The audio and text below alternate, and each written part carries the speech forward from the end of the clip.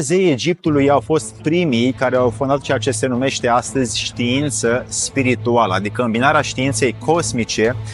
cu drumul sufletului sau cu ființa dinăuntrul nostru. În codul Hammurabi sunt descrise primele mărturii cum zeii înainte conduceau și stăteau printre oameni, erau lângă oameni și ce aveau de făcut oamenii ca să respecte legile făcute de zei. Atlanții sau primii zei veniți aici pe pământ nu au venit să cucerească prin război, ci au venit să construiască civilizații și ulterior au migrat către Sumeria, cum am spus, și către estul lumii. Și în America de Sud au fost ulterior construind aceleași temple și au făcut asta în același mod, așa cum au făcut și piramidele din Egipt. Și hai să spun acel misterios mod în care ei au construit asta, nu cu Anunnaki, nu cu giganți, nu cu pietre tăiate sau așezate, ci au făcut astfel. Și fii atent la chestia asta. Dragii mei prieteni, o să intrăm astăzi puțin mai adânc în această lume misterioasă a antichității și după 2 săptămâni petrecute aici în săpăturile templelor și mormintelor și altor locuri sfinte din Egipt, mi-am permis să mai clarific niște lucruri pe care vreau să le împărtășesc acum, astăzi, de această dată cu tine. Egiptul rămâne astăzi efectul, din păcate, îndepărtat, foarte slăbit în spiritualitate, a ceea ce a fost pentru 31 de dinastii, locul unde zeii și-au mutat reședințele din Sumeria, din Babilon și au venit să facă aici pe pământ ceea ce astăzi se cunoaște ca fiind ceva extraordinar, adică ființa umană. Mai departe, ceea ce o să împărtășesc astăzi cu tine, fii atent la chestia asta, că este bazat pe 2 puncte științifice solide, care sunt doar pentru tine acum date, care pot fi strict speculative și nu servesc niciun fel de scop în viață, ci doar pur informative, din înțelegerea proprie pe care mi-am format-o. Primul punct științific este toate templele pe care le-am văzut și aici în Egipt, în Iran, în tot Iranul, în Uzbekistan, în tot Uzbekistanul, în Mexic, acum mulți ani în Argentina, în Japonia, în China, în Indonezia, în India și în foarte multe alte țări, în Europa, foarte multe, toate conțin mesaje și simboluri care sunt clare pentru cine le cunoaște sensul. Al doilea punct științific este că am studiat cercetările altora care și-au făcut foarte bine temele, ca Zecharia Sitchin, Billy Carlson, Santos Bonacci, Jordan Maxwell, Melly Palmer Hall și mulți alții care din foarte multe perspective mi-au arătat și mi-au demonstrat că investigațiile lor amănunțite și cu foarte mult bun simț și smerenie, pe lângă acea imensă activitate de cercetare pe care ei le-au făcut, mi-am dat seama că sunt oameni onești și și-au făcut foarte bine temele în ceea ce privește civilizațiile vechi, cât și civilizațiile actuale. Ei bine, lucrurile din acest frumos Egipt antic, de fapt, sunt mult mai vechi, pentru că după ce am văzut lângă Shiraz, în Iran, locuri ca Persepolis, unde a fost vechea civilizație babiloniană, sumeriană, asta la sud în Iran, madrasele din Uzbekistan, unde erau de fapt locuri de educație cosmică, alte foarte multe zone misterioase din Orientul Mijlociu,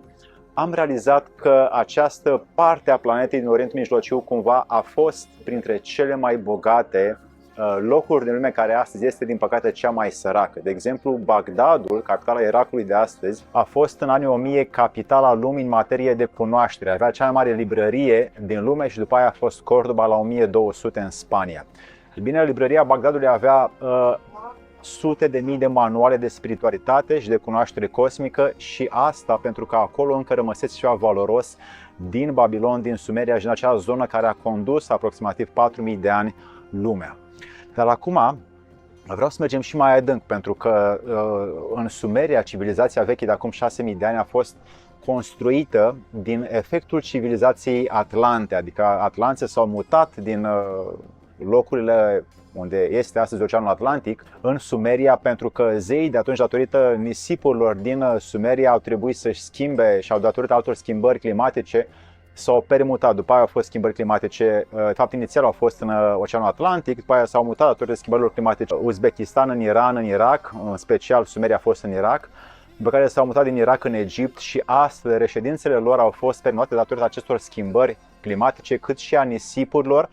Și au venit ultima oară, unde și-au lăsat amprenta puternic aici în Egipt, care era de fapt un teritoriu foarte verde, în plină expansiune și foarte prietenos cu vremea, acum 4000 de ani. Bine, atunci acești zei sumeriani și atlanți, și Marduk, și Enki, și Enlil, și au schimbat cumva denumirea când au venit în Egipt, în Amon-Ra, în Tot, în Horus, în Osiris și în alții, care de fapt sunt aceleași ființe venite pe pământ ca să populeze și să construiască și să facă diverse experiențe, dar în principal să construiască societăți conștiente care să fie benefice bunului mers al Universului și Universul să se desfășoare conform unor legi cosmice. Ei bine, acești zei locuiau înainte printre oameni, locuiau în zigurate, ceea ce putem să vedem astăzi în Orientul Mijlociu, în temple, putem să vedem în Europa, putem să vedem în alte părți în Asia, în palate, în castele. Ei bine, astăzi nu mai locuiesc, azi locuiesc în zone necartografiate de pe planetă care nu sunt puse în harta pe care o vedem pe Google Maps. Și în codul Hammurabi sunt descrise primele mărturii cum zeii înainte conduceau și stăteau printre oameni, erau lângă oameni și ce aveau de făcut oamenii ca să respecte legile făcute de zei. Codul Hammurabi este prima lege făcută între zei și oameni ca să existe un bun simț și un bun mers al societății, al birocrației de atunci. Un alt scop pe care îl aveau acești zei pe pământ era să culeagă ceea ce au pierdut pe alte căi, de pe alte planete, și anume această energie și lumină condensată care se numește aur, care echilibrează energia planetară datorită compoziției sale. Asta face aurul și asta face acum și cu omul care dacă poartă aur, își restructurează și își reașează aminoacizii ADN-ului, pentru că acești aminoacizi cumva își rescriu câmpul de scriere sau frecvența de scriere care este corespunzătoare cu legile cosmice sau spre viața celulară umană. Și după cum știi și poți să vezi și tu, mormântul Tutankamon are 118 kg de aur, adică sarcofagul său, masca lui are 10 kg și fiecare mormânt, au fost 68 de morminte în Valea Regilor din Luxor, toate erau pline de odora de sute de kilograme de aur pur. Nu pentru vanitate, ci pentru că aurul era cunoscut că păstrează frecvența pe care corpul lucrează, adică energia solară și energia planetei Sirius, în jurul căreia soarele nostru se învârte. Este o planetă și mai mare, sau ne oferă un imens beneficiu pentru că o putem vedea și putem să primim și energia ei. Astfel, în trecut, pentru că este iarăși o istorie în care vreau să intru puțin, atlanții sau primii zei veniți aici pe pământ nu au venit să cucerească prin război, ci au venit să construiască civilizație și ulterior au migrat către Sumeria, cum am spus, și către estul lumii, și în America de Sud au fost ulterior construind aceleași temple și au făcut asta în același mod, așa cum au făcut și piramidele din Egipt, au fost același modus operandi de facere al templelor pe care noi le vedem astăzi în lume. Și hai să spun acel misterios mod prin care ei au construit asta, nu cu Anunnaki, nu cu giganți, nu cu pietre tăiate sau așezate, nu cu nave spațiale, nu cu niciun fel de alt science fiction, ci au făcut astfel. Și fii atent la chestia asta. Știm astăzi că cimentul modern este realizat din argilă încălzită la 1450 de grade Celsius, care dacă este amestecată cu apă și pietriș produce ceea ce se numește beton. Ei bine, anticii, adică acești cunoscători de tehnologie, foloseau natron și var ars. Și astfel înlocuiau cimentul de astăzi, azi se numește ciment modern, în trecut era tot ciment modern, dar datorită acelor vremuri îl numeau beton. Ei bine, acest amestec de var ars, de argilă, care se găsește peste tot în pământ, de natron și de calcar, care se găsește din plin în foarte multe locuri din lume, inclusiv în Egipt, amestecate toate la temperatura camerei sau temperatura aerului, la o temperatură normală, dă același rezultat ca și betonul modern. Toate erau amestecate și formau ceea ce se numește betonul modern. Se numește beton geopolimer, adică este un compozit inorganic sau anorganic care are de fapt o legătură sau un lanț de compoziții minerale și l-am văzut cu ochii mei în Mexic, în piramide, în Japonia, în Peru, în Egipt aici, unde am văzut construcții fenomenale. În catedrale din Europa este aceeași compoziție făcută de om cu o măestrie foarte simplă. Și hai să spun cum era făcută această compoziție, ca o pastă. Era făcută, amestecată și turnată în matrițe sau în cofraje și lăsată la uscare și se forma ceea ce se numește astăzi un bloc de piatră sau beton, găsite în toate formele de piramidă, coloane de catedrale și multe alte structuri care cântăresc tone, zeci de tone sau sute de tone din material solid. Acestea nu au fost aduse din altă parte, ci făcute la fața locului peste tot. Dacă vrei să studiezi munca și investigațiile lui Joseph Davidovich, el a demonstrat cum structura prin analiză chimică a tuturor acestor temple misterioase, cum sunt marile piramide din Sudan, care sunt mai mult decât cele din Egipt, din Mexic, și din multe altele, el a văzut compoziția chimică și cum sunt ele construite, ce conțin înăuntru. Evident că marele ministere, chiar și aici din Egipt, ca și din multe alte locuri, nu admit, pentru că e ceva mult prea simplu ca să fie atât, nu admit faptul că astfel au fost construite templele lor, pentru că oamenii nu l-ar mai vizita și nu s-ar mai produce bani la bugetul de stat. Ei bine, acum te întreb, ce este mai ușor, să aduci pietre imense din Asuan, cum spune egiptenii, de 800 km distanță de la sud, venite pe Nil spre Cairo și să pui sute de tone pe barcă și să pui zeci de mii de oameni să le care la 100 și ceva de metri altitudine, sau să torni niște compozite din aceste materiale care ți le-am spus, un compozit lichid care se pune în matriță sau în cofrag și le pui la o scară circa 2, 3, 4 zile, oriunde ai tu nevoie de le construiești și altfel se construiește un templu, o catedrală sau o piramidă. Și astfel putem să ne gândim care din aceste două variante are bun simț, este logică, fără să apelăm la fantasmagorii sau chestii science fiction. Ei bine, zeii Egiptului au fost primii care au fondat ceea ce se numește astăzi știință spirituală, adică îmbinarea științei cosmice cu drumul sufletului sau cu ființa dinăuntrul nostru. Mai exact, cum putea o ființă umană cu suflet să cunoască legile din afară, legile științei universale și pe deasupra să și se perpetueze singură din ea însăși, prin propria conștiință, prin propria putere, fără să mai fie nevoie de ajustări adeneice, de ajustări prin mix de molecule și să se mai strice. Deci trebuia să existe o genă, cum suntem noi astăzi, care să se perpetueze la nesfârșit, fără să mai fie structura adeneică modificată. Așa că egiptenii ce au făcut? S-au pus, cum se zice, au pus osul la treabă. Au făcut ajustări în acest ADN, în acidul dezoxiribonucleic, și astfel au format un aminoacid esențial mai puternic, mai apropiat de a lor, încât cu această tehnologie avansată pe care ei o aveau, au perfecționat ceea ce se numește omul și animalele.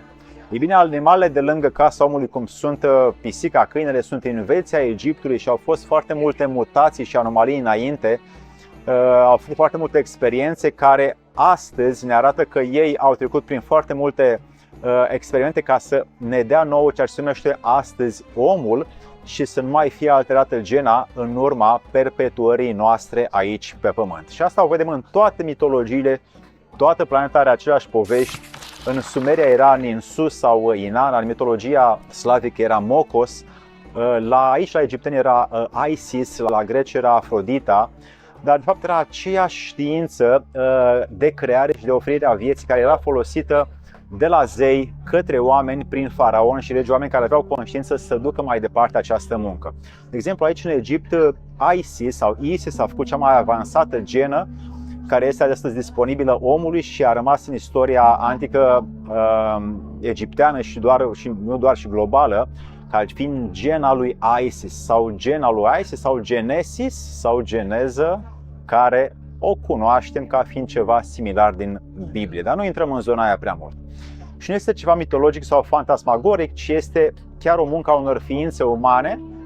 și de pe alte planete care se ocupau cu așa ceva și astăzi se numesc oameni de știință care sau cercetează sau investigează un lucru anume și merg foarte adânc în profunzimea lui. E bine, aici în Egipt se vede peste tot și la Horus, și la Tot sau Hermes, și la Osiris,